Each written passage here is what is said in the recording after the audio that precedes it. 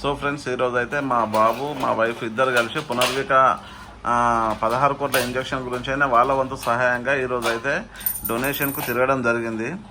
ఈరోజు కలెక్షన్ ఎంతనో ఒకసారి వీళ్ళు లెక్క పెడతారంట, చూద్దామండి.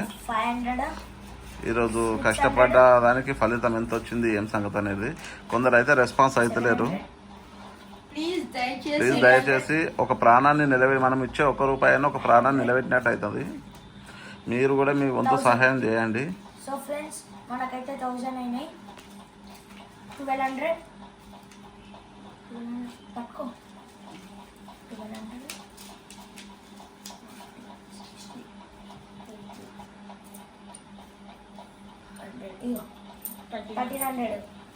1300 ఉంది.